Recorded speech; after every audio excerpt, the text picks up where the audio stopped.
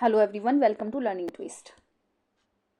तो यह है क्लास 9th हिस्ट्री का chapter number 3, the Nazism and the rise of Hitler. ठीक है, इससे पहले की वीडियो जो है चैनल पर जा चुकी हैं, लिंक आपको मिल जाएगा उनका डिस्क्रिप्शन बॉक्स में। तो इसका पार्ट 1, 2, 3 हम जो है चैनल पर कवर कर चुके हैं। ठीक है, अब इसका जो हम पार्ट 4 शुरू करेंगे। ये जो बुक में पार्ट 3 है, लेकिन मैं जो है बुक में ना पार्ट 4 शुरू कर रही हूँ, द नाजी वर्ल्ड व्यू। ठीक है, तो हम देखेंगे इसमें कि नाजी लोग कैसे थे, क्या समझते थे वो अपने आप को, जो लोगों पर इतना अत्याचार करते थे, तो कैसे थे वो लोग। चलिए इसको शुरू कर लेते हैं। The crimes that Nazis committed were linked to a system of belief and a set of practices. जो नाजी लोग जो क्राइम करते थे ना, जो नाजी पार्टी जो क्राइम करती थी, उसका एक सिस्टम था जो कि एक सेट ऑफ प्रैक्टिस के थ्रू होता था। एक सिस्टम पर विश्वास करती थी वो। Nazi ideology was synonyms with Hitler's world view. जो नाजी आइडियोलॉजी थी वो बिल्कुल हिटलर्स वर्ल्ड व्यू का सिनोनियम्स थी, मतलब दोनों ही एक दूसरे के प्रतीक थे। जैसे हिटलर्स वर्ल्ड व्यू, हिटलर की भी आइडियोलॉजी यही कहती थी, नाजी पार्टी की भी आइडियोलॉजी यही कहती थी। तो according to this there was no equality between people. इसके अकॉर्डिंग क्या होता था कि उन लोगों का कहना था कि जो है लोग जो है एक समान नहीं है, equality between the people, but only a racial hierarchy in this view blond blue eyed Nordic German Aryans were at the top while Jews were located in the lowest rung. Okay, तो उनका कहना था कि वो जो सारे लोग होते हैं ना, उसमें जो है असमानता है, एक समान नहीं है वो लोग, क्योंकि ओनली रेशियल हायरकी। तो रेशियल हायरकी, जो रेशियल है ना, अब मैं आपको रेशियल बता देती हूँ। तो ये कोई वैसी भागदौड़ वाली रेस नहीं है, ये जो है रेशियल हायरकी है, रेशियल नहीं है, रेशियल है, रेशियल हायरकी। तो इसमें क्या होता है, इस रेस में क्या होता है कि मतलब उनका विश्वास था, जो ये नाजी लोग थे, उनका विश्वास था कि एक रेस ऊपर और एक रेस नीचे। यानी उनका कहना था कि जैसे होता है कि एक जब लोग होते हैं ना हमारे देश में, जैसे मान लीजिए हमारा जो दुनिया है उसमें अलग अलग तरीके के देश हैं। और जैसे मान लीजिए इंडिया को ले लेंगे हम, तो इंडिया में हमारे जो अलग तरीके के लोग रहते हैं, कुछ साउथ इंडियन हैं, कुछ नॉर्थन इंडियन है ना। तो नॉर्थन इंडियन में जो रहने वाले लोग हैं वो नॉर्थन इंडियन रेस से बिलोंग करते हैं, और जो साउथन इंडियन में रहते हैं वो द्रविडियन रेस है उनकी। तो सबकी अलग अलग रेस होती है। तो यानी कि रेस का हिसाब जो है इनका ऐसा है कि कोई व्यक्ति किस तरीके का दिखता है, कि सारे लोग मतलब एक ही जैसे दिखें। जैसे उनकी नीली आंखें हैं तो सबकी नीली आंखें होनी चाहिए। और जैसे ये है कि इन दिस व्यू ब्लॉन्ड, वो लोग ब्लॉन्ड होने चाहिए। ब्लॉन्ड का मतलब जैसे बालों का जो कलर होता है ना, बिल्कुल जो गोल्डन वाला होता है, उनका ऐसा होना चाहिए। और जो गोरी चमड़ी के थे उन सबको वो जो है अपने ऊपर मानते थे, मतलब वो हाई रेस के मानते थे कि वो लोग ही टॉप पर हैं। यानी नॉर्डिक जर्मन आर्यंस जो थे वर एट द टॉप। यह नाजी पार्टी का कहना था कि जो नॉर्डिक आर्यंस लोग हैं वो जो टॉप पर हैं। उनका कहना था कि जो बियॉन्ड लोग हैं, जो नीली आंखों वाले लोग हैं, वो हैं जर्मन आर्यंस। तो उनका कहना था कि वो लोग जो है टॉप पर हैं, और ज्यूज जो है वो सबसे नीचे की रैंक पर आते हैं। ज्यूज के साथ तो उन लोगों ने बहुत ज़्यादा अत्याचार किए थे, ज्यूज को बहुत दुखी किया था उनको, कि बहुत ज़्यादा उनको परेशान किया। तो उनका कहना था कि ज्यूज हमारी कैटेगरी में नहीं आते, वो नीची जाति के लोग हैं। तो they came to be regarded as an anti race the arch enemies of the Aryans. उनका कहना था कि ये जो है एंटी रेस की पदवी में चलते हैं, यानी कि जो आर्यंस हैं और ये जो है ज्यूज हैं, ये दोनों एक दूसरे के अपोजिट हैं। All other coloured people were placed in between depending upon the external features. और जो कलर्ड पीपल थे, जो मतलब एक तो हो गए ये गोरी चमड़ी वाले हो गए ना, ब्लॉन्ड और ब्लू आइज वाले, दूसरे हो गए नीचे वाले ज्यूज वाले, और जो बीच में आते थे वो अलग तरीके के लोग आते थे, जो अलग अलग कलर के लोग होते थे। तो उनके मतलब कुछ अलग अलग फीचर्स होते थे, वो अपने अपने फीचर्स पर डिपेंड करते थे। तो Hitler's racism borrowed from thinkers like Charles Darwin and Herbert Spencer. Darwin was a natural scientist who tried to explain the creation of plants and animals through the concept of evolution and natural selection। तो Hitler का जो racism था, इनका जो racism था, मतलब कि एक ऊंची टॉप रेस के हैं, और जो है बाकी जो है निचली रेस के हैं, ज्यूज जो है निचली रेस के। तो उनका जो ये रेसिज्म था, उनको अलग अलग थिंकर्स ने अलग अलग बताया, जैसे कि चार्ल्स डार्विन हो गए, हर्बर्ट स्पेंसर। डार्विन के बारे में तो आपने बहुत सुना होगा। डार्विन ने ना कई सारे एक्सपेरिमेंट भी किए थे। डार्विन जो है बहुत अच्छे साइंटिस्ट रहे हैं, आपने ज़्यादा पढ़ा होगा इसके बारे में। तो who try to explain the creation of plants, और जिन्होंने ये बताया था कि प्लांट्स और एनिमल्स जो होते हैं वो इवोल्यूशन के कॉन्सेप्ट पर निर्भर करता है। नेचुरल सिलेक्शन, उनका जो सिलेक्शन होता है वो नेचुरल होता है, मतलब यानी कि वो प्राकृतिक रूप से बड़े होते हैं, जो प्लांट्स और एनिमल्स होते हैं। Herbert Spencer later added the idea of survival of the fittest. उसके बाद हर्बर्ट स्पेंसर ने आइडिया दिया था किस चीज़ का, सर्वाइवल ऑफ द फिटेस्ट, यानी कि जो सर्वाइवल में फिट है। जैसे क्या होता है कोरोना के टाइम पर हुआ था ना कि जो जिन लोगों की इम्यूनिटी ज़्यादा थी, अच्छी स्ट्रांग थी, वो लोग जी गए, और जिनकी इम्यूनिटी वीक थी बेचारे वो लोग मारे गए, है ना।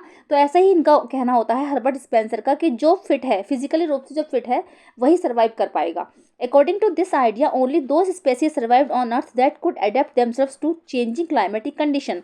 इस आइडिया के अनुसार कि वही लोग जी पाएंगे जिनका जो कि सर्वाइव कर पाते हैं अर्थ में सर्वाइव कर पाएंगे क्लाइमेटिक कंडीशंस के हिसाब से। जैसे मान लीजिए वहाँ पर अगर ठंड है तो वो जो है ठंड में रह पा रहे हों, उनको मतलब जो है माइग्रेशन ना करना पड़े, ठंड में छोड़ के वो कहीं और जा रहे हैं, तो ऐसा नहीं है कि वो ठंड के हिसाब से जी पा रहे हैं, उनके अंदर सारी वो क्वालिटीज़ जो है उसमें होनी चाहिए।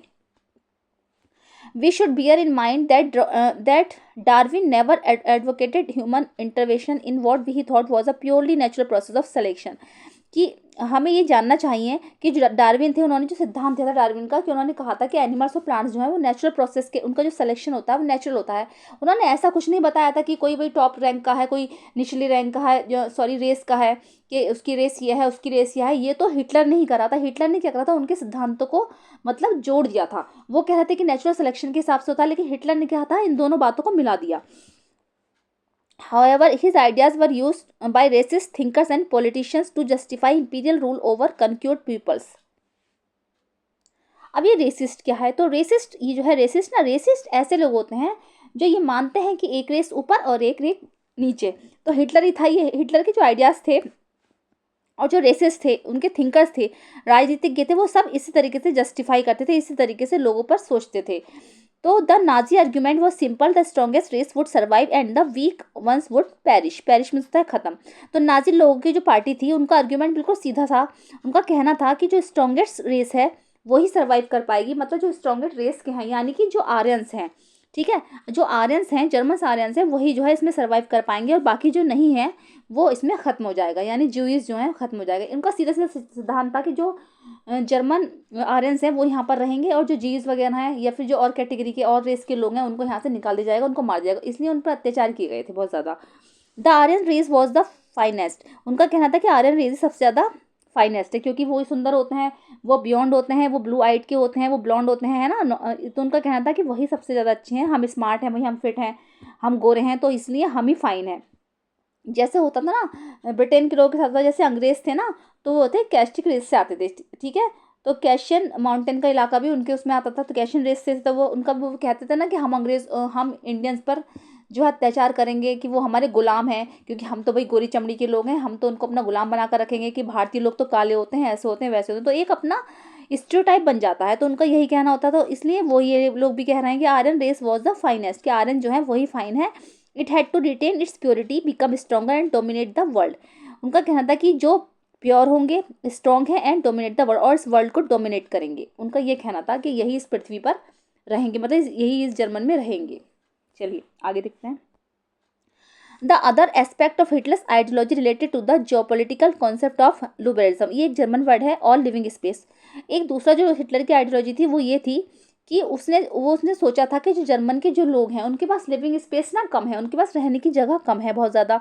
तो he believe that new territories had to be acquired to for settlement. उसका विश्वास था कि नए नए राज्य जो है बसाए जाएँ सेटलमेंट के लिए। तो this would enhance the area of the mother country while enabling the settles on new lands to retain and intimate link with the place of their origin. तो उनका कहना था कि लोग जहाँ पर जन्मे हैं, तो जो जर्मन के जो लोग हैं उनको रहने के लिए, अच्छी जगह रहने के लिए, तो क्या करा था उन्होंने, मतलब जैसे जर्मन वाला था तो उसने और देश पर अटैक करा, फिर इधर अटैक करा, फिर इधर अटैक करा, सबको अपने में मिला लिया, आगे बढ़ता चला गया। तो उसने कहा था इससे जो हमारी मदर कंट्री है वो उसका विस्तार होता चला जाएगा, वो बड़ी होती चली जाएगी, और हमारे यहाँ के लोगों को रहने के लिए अच्छा स्पेस मिल जाएगा। It would also enhance the material resources and power of the German nation. और ये क्या होगा, इससे यहाँ के रिसोर्सेज भी बढ़ेंगे और जनरल पावर, जर्मन की जो पावर है वो बढ़ेगी। तो Hitler intended the extend German boundaries by moving eastwards. Hitler ने क्या किया, जर्मन की जो बाउंड्रीज थी ईस्ट की तरफ को बढ़ के उसने उन सबको भी हथिया लिया। जैसे उसमें मैप में देखा था हमने कि जर्मन ने क्या करा था, जर्मनी जो था उसने ईस्ट की तरफ को बड़ा, जैसे इधर की साइड यूएसएसआर था, इधर पोलैंड था, इधर इधर वो था, तो सारे जितने भी देश थे उधर इसने कब्जा लिए, उसने अपने अधीन कर लिया उनको, और वो इसमें ईस्ट में जो है बढ़ता चला गया, धीरे धीरे करके उसने सारा ही जो है यूरोप तक कब्जा लिया था। To concentrate all German geographical in one place. अब पोलैंड जो था, पोलैंड को भी उसने हथियाया था, पोलैंड पर उसने आक्रमण किया, पोलैंड को भी उसने जीत लिया। फिर Poland became the laboratory for this experimentation. उसके बाद उसने पोलैंड में जो है इस एक्सपेरिमेंट के लिए अपनी एक लेबोरेटरी डाल दी। अब आता है establishment of the racial state. ठीक है, तो रेशियल स्टेट का establishment. Once in power the Nazi quickly began to implement their dream of creating an exclusive racial community of pure Germans by physically eliminating all those who were seen as undesirable in the. ठीक है, तो इसमें ये बताया गया जो Nazi party थी, है ना, वो जब अपनी सत्ता में आई तो उनका जो ख्वाब था ना, उनका जो सपना था कि एक ऐसा कंट्री बनाया जाए, एक ऐसा समुदाय बनाया जाए जिसमें हम जो आर्यंस हैं वही लोग रहें, और जो बाकी अनडिजायरेबल जो लोग हैं उनको वहाँ से निकाल दिया जाए। क्योंकि Nazis wanted only a society of pure and healthy Nordic Aryans, क्योंकि नाजी लोग जो थे वो चाहते थे एक ऐसी सोसाइटी जो कि बिल्कुल प्योर हो और हेल्दी लोगों की हो, जो हेल्दी नॉर्डिक आर्यंस की हो। दे अलोन वर कंसिडर्ड डिजायरेबल। वो कहते थे कि सिर्फ डिजायर जो लोग हैं वही लोग यहाँ पर रहेंगे और अनडिजायरेबल लोग इसमें नहीं रहेंगे। Only they were seen as worthy of prospering and multiplying against all others who were डेस्ट एंड अनडिजायरेबल। उनका कहना था कि अगर डिजायरेबल लोग यहाँ पर रहेंगे तभी जो है ये हम एक दूसरे के मल्टीप्लाई हो पाएंगे, मतलब हमारी संख्या बढ़ पाएगी और हम जो है उसमें तभी जो है प्रॉस्पेरस लोग बढ़ पाएंगे, मतलब जब एक जैसे होंगे तभी तो अच्छे अच्छे रहेंगे। तो this mean that even those Germans who were seen as impure or abnormal had no right to exit. उनका कहना था कि जो लोग, जो जर्मन्स जो है इम्प्योर हैं और जो एबनॉर्मल है, जैसे एबनॉर्मल मतलब जैसे कि मेंटली हो या फिर फिजिकली हो, जैसे अपंग होते हैं, क्रिपल लोगों को बहुत मारा था उस टाइम, ज्यूस को बहुत ज़्यादा, ज्यूस पर तो बहुत ज़्यादा ही अत्याचार किए थे। तो उन्होंने कहा था कि जो लोग इस तरीके हैं उनको यहाँ पर रहने का कोई भी अधिकार नहीं है। अंडर द यूथेंसिया प्रोग्राम, यूथेंसिया प्रोग्राम के तहत, यूथेंसिया प्रोग्राम क्या होता है कि जिसमें अपनी मर्जी से ही सुसाइड अटेम्प्ट किया जाता है। वैसे तो ये सुसाइड ही होता है, तो लेकिन गवर्नमेंट की परमिशन ले ली जाए और वहाँ के आदमी को मार दिया जाए। तो यूथेंसिया प्रोग्राम के तहत क्या हुआ था, Helmuth's father along with other Nazi officials had condemned to death many Germans who were considered mentally or physically unfit. तो क्या होता है, हेल्मट्स के जो फादर थे उन्होंने भी सुसाइड अटेम्प्ट किया था, वो भी मर गए थे इसलिए क्योंकि वो उनका जो है पैर बेकार हो गया था। और ऐसे ही वहाँ पर बहुत सारे जो जर्मन्स थे उनको मार दिया गया क्योंकि वो लोग मेंटली और फिजिकली जो थे अनफिट थे। तो यूथेंसिया प्रोग्राम चलाया गया था उनके ऊपर, इसलिए उनको मार दिया गया। Jews were not the only community classified and undesirable. Jews ही ऐसे लोग नहीं थे जो सिर्फ इसी समुदाय का हिस्सा हों कि जो अनडिजायरेबल हैं। There were others many gypsies and blacks living in Nazi Germany were considered as racial inferiors who threaten the biological purity of the superior Aryan race.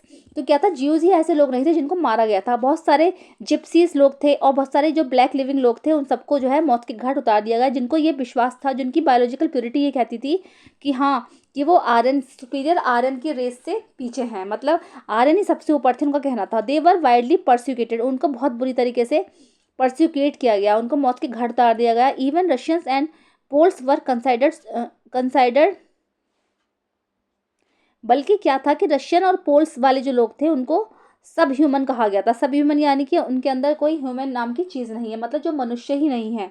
तो and hence undeserving of an humanity, और ना ही वो किसी humanity को deserve करते हैं, मतलब मानवता के अधिकारी नहीं हैं वो लोग। When Germany occupied Poland and parts of the Russia, जब जर्मनी ने पोलैंड को ऑक्यूपाइड करा और रशिया के कई पार्ट्स को ऑक्यूपाइड करा। Capture civilians were force to work as slave labour, तो बहुत सारे सिविलियंस को उन्होंने गिरफ्तार कर लिया जर्मनी ने और बाद में उनको अपना गुलाम बना लिया। Many of them died simply through hard work and starvation, बहुत सारे लोग उसमें मारे गए और बहुत उनसे जो कई सारे लोग थे उनसे जो हार्डवर्क कराया जाता था, उनसे बहुत सारा परिश्रम कराया जाता था और कई तो भूख के मारे भी वहाँ पर मारे गए। स्टार्वेशन होता है भूख की स्थिति में मर जाना, भूखमरी सी जब हो गई थी ना तो उनको कई कई दिनों तक खाना नहीं दिया जाता था और उनसे बहुत ज़्यादा काम कराया जाता था, तो वो बेचारे मारे गए। Juice remain the worst suffers in Nazi Germany, Germany में क्या हुआ था, ज्यूस लोगों के साथ बहुत ज़्यादा परेशान किया गया था, उन पर बहुत अत्याचार किए गए थे। Nazi hated of juice had a precursor of the traditional Christian hostility towards juice. Nazi लोगों का कहना था, जो नाजी संगठन था उसका कहना था कि जो ज्यूज होते हैं इन्होंने जीसस क्राइस्ट की हत्या की है, इन्होंने उनको मारा है। तो they had been stereotyped as killers of Christ, उनका कहना था वहाँ पर एक स्टीरियोटाइप बना हुआ था कि इन लोगों ने जो है जीसस क्राइस्ट को मारा है एंड अन यूजर्स अंटिल मेडिवल टाइम्स, और मेडिवल टाइम्स के यूजर्स हैं ये लोग, यूजर्स हैं मतलब यानी कि धोखेबाज हैं ये लोग और इन्होंने ही जो है उनको मारा है ज्यूस को। तो Jews were buried from owning land, उनसे जो है उनकी जो प्रॉपर्टी थी वो सब छीन ली जाती थी। They survive mainly through trade and money lending, वो सिर्फ बेचारे जो थे अपनी ट्रेड, व्यापार और मनी लैंडिंग की वजह से ही सर्वाइव कर पा रहे थे। मतलब वो उधार पैसा देते थे लोगों को, मनी या उधार, और उन्होंने बेचारों ने बहुत सारा उधार भी ले रखा था क्योंकि खाने के लिए उनके लाले पड़े हुए थे, तो उनकी बहुत बुरी स्थिति थी। They lived in separately marked areas called ghettos, उनको एक सेपरेटली, उनका एक अलग एरिया होता था, उनको एक अलग जगह दी जाती थी रहने के लिए जिसको घेटोज बोला जाता था। तो they were often persecuted through periodic organise violence and expulsion from the land, उन पे ना बहुत ज़्यादा अत्याचार किए जाते थे, उनके साथ बहुत ज़्यादा हिंसक वारदातें उनके साथ की जाती थी, और जो उनकी लैंड थी उनको छीन लिया जाता था, उसको अपने जो जर्मन लोग थे, जो नाजी संगठन था उसको छीन लेता था, उनकी लैंड को वो अपने अधिकार में कर लेता था। However Hitler's hated of Jews was based on pseudo scientific theories of the race. क्या हुआ था जब हिटलर की जो नफरत थी ज्यूज के लिए इतनी ज़्यादा बढ़ गई थी, इतनी ज़्यादा बढ़ गई थी कि वो सीडो साइंटिफिक थ्योरीज के रूप में कहलाने लगी, pseudo scientific theory of race. अब ये सीडो साइंटिफिक क्या है? सीडो मीन्स होता है जो सच ना हो, यानी चाहे वो लोग सच्चे हैं चाहे कैसे हैं बेचारे, वो जो भी कुछ हैं, लेकिन हिटलर की जो नफरत थी उनके लिए बढ़ती ही चली जा रही थी, चाहे उसमें कोई कितना इंटेलिजेंट क्यों ना हो, सब कुछ जितने भी अच्छे हों, लेकिन वो उनको सबको मौत के घर उतरवा ही देता था। वो कहता था इन लोगों को यहाँ पर जर्मन में रहने का कोई भी अधिकार नहीं है। Which held that conversion was no solution to the Jewish problem, क्योंकि उसका कहना था कि इस जेविश प्रॉब्लम का कोई भी सोल्यूशन नहीं है। It could be solve only through their total elimination, ये सब कुछ तभी सॉल्व हो सकता है जब इनका टोटल एलिमिनेशन कर दिया जाए, मतलब इन सबको यहाँ से देश निकाला दे दिया जाए। फ्रॉम 1933 से 1938 the Nazis terrorised, pauperised and segregated the Jews. 1933 से 1938 तक नाजियों ने उन पर बहुत ज़्यादा हमले करवाए, मतलब उनको बहुत ज़्यादा आतंकवादी की टाइप का घोषित कर दिया। पॉपराइज्ड एंड सेग्रेटेड इन ज्यूज को बहुत ज़्यादा दुखी करा, उनको भूखमरी की हालत हो गई, उनकी पॉपराइज नहीं होता, भूखमरी की हालत में उनको मार दिया। Compelling them to leave the country the next phase, और बाद में उनको देश छोड़ने के लिए भी बोल दिया। द नेक्स्ट फेज अगली बार क्या हुआ 1939 से 1945 तक, aimed at concentrating them at the certain areas and eventually killing them in gas chambers in Poland.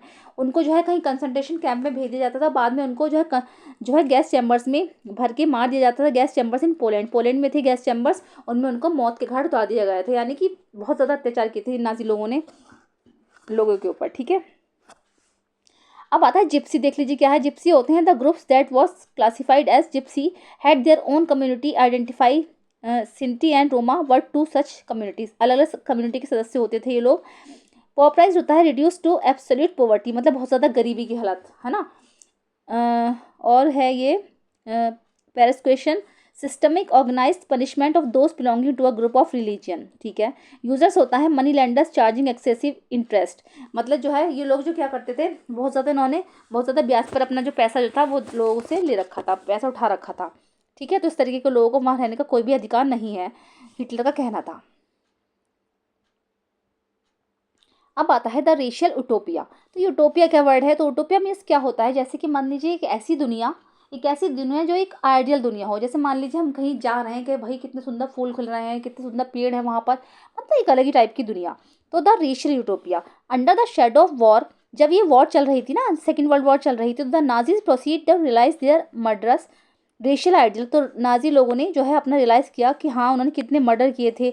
Genocide and war became two sides of the same coin. Genocide war हुई थी और ये war भी चल रही थी, तो ये दोनों एक ही सिक्के के दो पहलू थे। जीनोसाइड वॉर मतलब जीन के हिसाब से लोगों को मारना, कि जैसे कि अब भाई ये काला व्यक्ति है तो ये सारे काले ही काले, तो इन सबको मार दिया जाए, इन लोगों को यहाँ रहने का कोई अधिकार नहीं है। हिटलर चाहता था कि मेरे देश में सब सुंदर लोग हों, जो ब्लॉन्ड हों, जो ब्लू आइज़ वाले हैं, गोरी चमड़ी वाले हैं, वही सब रहेंगे, इन लोगों को यहाँ पर रहने का कोई भी अधिकार नहीं है। Occupied Poland was divided, Poland को जब उसने जीत लिया था उसको डिवाइड कर दिया, उसका डिवीजन हो गया। Much of north western Poland was annexed to Germany, Germany ने जो है नॉर्थ वेस्टर्न से ज़्यादा पोलैंड को एनेक्स्ट कर लिया। Poles were force to leave their homes, और जो पोल्स थे उनको जो है उनके घर छोड़ने पर मजबूर कर दिया। And properties behind to be occupied by ethnic Germans, और उनकी जितनी भी प्रॉपर्टीज थी वो एथनिक जर्मन्स ने हड़प ली। Poles were then herded like cattle in the other part called the general movement, तो उनसे ना बिल्कुल जानवरों की तरह उनका व्यवहार किया जाता था। The destination of all undesirable of the empire members of the Polish intelligentsia were murdered in large numbers in order to keep the entire people intellectually and spiritually survive. तो क्या था, इन लोगों ने जो था पॉलिश के जो लोग थे, है ना, जो पॉलिश के चाहे वो कितने ही इंटेलिजेंट लोग हों, बहुत अच्छे अच्छे जो बिजनेसमैन इंटेलिजेंट लोगों को ना मौत के घाट उतार दिया था। Polish children who looked like Aryans were forcibly snatched from their mothers. और जो पॉलिश के बच्चे थे, यानी जो पोलैंड के जो बच्चे थे, वो चाहे कितने ही सुंदर हो चाहे कैसे भी हो, उनको उनकी मदर से खींच कर ले जाते थे। मतलब जो आर्यंस लोग थे कि अगर वो आर्यंस की तरह दिख रहे हैं, पोलैंड के बच्चे से मान लीजिए कोई गोरा बच्चा है ना, सुंदर है, नीली आंखों वाला है, या उसकी जो बाल है ब्राउन है, अगर ऐसा कोई बच्चा दिख रहा है तो वो उसकी उसकी माता से खींच कर ले जाते थे, उसकी माँ से, और जाकर उसका टेस्ट कराते थे कि हाँ भाई इसको चेक करो ये लोग आर्यंस हैं या नहीं है। और अगर वो आर्यंस हुए तो उनको तो वो अपने उसमें रख लेते थे, नाजी पार्टी में मिला लेते थे। और जो आर्यंस नहीं होते थे टेस्ट करने के बाद, तो उनको या तो कंसंट्रेशन कैंप भेज दिया जाता था या फिर उनको जेल में डालकर उनसे बहुत ज़्यादा काम कराया जाता था, है ना। ये लिख रहा है देखो, पोलिश चिल्ड्रन, बता रही हूँ मैं भी, ओके। तो Polish children who looked like Aryans were forcibly snatched from their mothers and examined by race expert। Race expert जो थे उसको कि उनसे कहा जाता था कि भाई इनको टेस्ट करो ये आर्यंस हैं या नहीं है। If they pass the race test they were raised in German. अगर वो पास कर जाते थे उस टेस्ट को तो उनको तो जर्मन की रेस में रख दिया जाता था कि हाँ भाई इनको यहीं रहने का अधिकार है। And if not they were deposit in orphanage. अगर नहीं थे तो उनको अनाथालय भेज दिया जाता था। वर मोस्ट पेनिश, और वहाँ पर जाकर उनको जो है पनिशमेंट दी जाती थी। With some of the largest ghettos and gas chamber, और कुछ को तो बड़े बड़े घेटोज में भेज दिया जाता था जिसमें बड़े बड़े गैस चैम्बर्स होते थे। The general government of also served as the killing fields for the Jews. और वहाँ की जो जनरल गवर्नमेंट थी उसने तो ज्यूज को बहुत बुरी तरीके से मारा था। उनको गैस चैम्बर में रख के गैस मौत के घाट उतार दिया था, है ना। बड़े बड़े गैस चैम्बर बने हुए थे या फिर इलेक्ट्रिक वायर्स थे वहाँ पर लगे हुए जिसको बिजली का करंट लगता था और वो मर जाते थे। तो देखिएगा ये हैं बड़े बड़े, this is one of the freight cars use to deport Jews to the death chambers. ये रहे डेथ चैम्बर्स हैं बड़े बड़े, ये भी डेथ चैम्बर्स हैं, ट्रेन की तरह होता था, इसमें अंदर करके उनको मार दिया जाता था। ठीक है, चलिए अब आगे देखते हैं।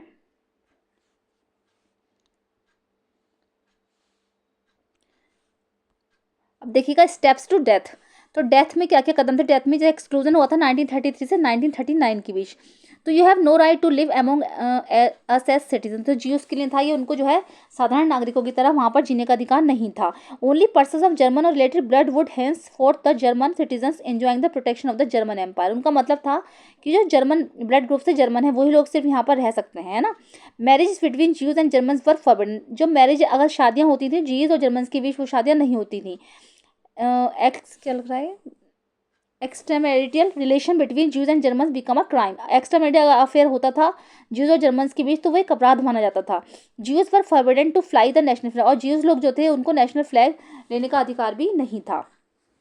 ठीक है, फिर अदर लीगल मीजर्स इंक्लूडेड क्या थे। ये था बाइकआउट ऑफ ज्यूज बिजनेस से कोई भी सामान नहीं खरीदेगा। Expulsion from government services, government service में उनको कोई नहीं लेगा। Force selling and concentration of their properties, और उनकी जो प्रॉपर्टीज वगैरह हैं उसको कोई भी नहीं मतलब उसको कोई भी नहीं वो बेच सकते, अपनी प्रॉपर्टी ना वो खरीद सकते हैं ना वो बेच सकते हैं।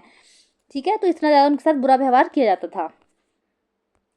अब सेकंड आता है घेटोसाइजेशन। मतलब घेटोसाइजेशन मतलब वही है कि उनको गैस चैम्बर में रखकर उनको मौत के घाट उतार दिया जाता था। ठीक है, ज्यूज हैड टू वेयर, क्या होता था, from September 1941 all Jews had to wear yellow star of David on their breast. वो लोग एक येलो कलर का स्टार जो है अपनी ब्रेस्ट पर पहनते थे। This identify mark was stamped on their passport. ये जो मार्क था उनके पासपोर्ट पर भी लगा होता था। To all legal documents and houses, उनके लीगल डॉक्यूमेंट्स पर उनके हाउसेज पर भी लगा दिया जाता था, जिससे कि पता चले कि भाई ये लोग ज्यूज हैं। They were kept in Jewish houses, है ना, in ghettos like Lodz and Warsaw in the east. तो उन लोगों को जो है घेटोस में रखा जाता था, जूइश जो हाउसेस थे उनको वहाँ रखा जाता था, और जैसे जो सही नहीं होते थे उनको मौत के घाट उतारा जाता था, गैस चैम्बरों में डाल दिया जाता था उनको। ठीक है, तो ये होता था घेटोसाइजेशन, घेटोइजेशन। ठीक है, सॉरी, इसको बोलते थे घेटोइजेशन। ठीक है, चलिए अब आगे बढ़ते हैं। फिर आता है स्टेज 3 होती थी annihilation 1941 onwards. You have no right to live, आपको जीने का कोई अधिकार नहीं है। तो आपको ये इलेक्ट्रिक वायर्स हैं देखो, इसमें डाल के आदमी को मार दिया जाता था, है ना। ये जो है ये उन सबके कपड़े हैं जो उनको जो गैस चैम्बर में डाल के रखा गया था। तो इतने सारे लोगों को मतलब वहाँ पर जो है मार दिया गया, इतने सारे लोगों को, है ना। ये जो फोर्थ पिक्चर है यहाँ पर जो है ये एक तरीके का कंसंट्रेशन कैंप होता था। तो इसमें इलेक्ट्रिक वायर लगे हुए हैं, तो इसमें अगर कोई भागने की कोशिश करता था तो उसको मार दिया जाता था, है ना। और बेचारे वो इनके सबके अंदर ही रहते थे। ठीक है, तो इन सब के अंदर ही वो वहाँ पर रहते थे। और ये देखो जूते चप्पल का ढेर लगा हुआ है। जब फाइनल स्थिति हो जाती थी बिल्कुल कि हाँ भाई इसको अब मारे जाना है, तो उनके जूते चप्पल सबके उतार लिए जाते थे। तो यार इतने सारे लोगों को वहाँ पर मार दिया गया था नाजी संगठन के द्वारा, हिटलर के द्वारा इतने लोगों पर अत्याचार किए गए थे कि देखिए कितने सारे जूते चप्पल वहाँ पर मिले थे। तो बहुत ही ज़्यादा अत्याचार किए थे इन लोगों ने। ठीक है, चलिए आज के लिए बस इतना ही। अगर पसंद आया तो उसको लाइक कीजिएगा, अपनी फ्रेंड्स और फैमिली के साथ शेयर कीजिएगा, और मेरे चैनल पे फर्स्ट टाइम विजिट कर रहे हैं तो प्लीज़ सब्सक्राइब कीजिएगा। मिलते हैं नेक्स्ट वीडियो में। Thank you so much.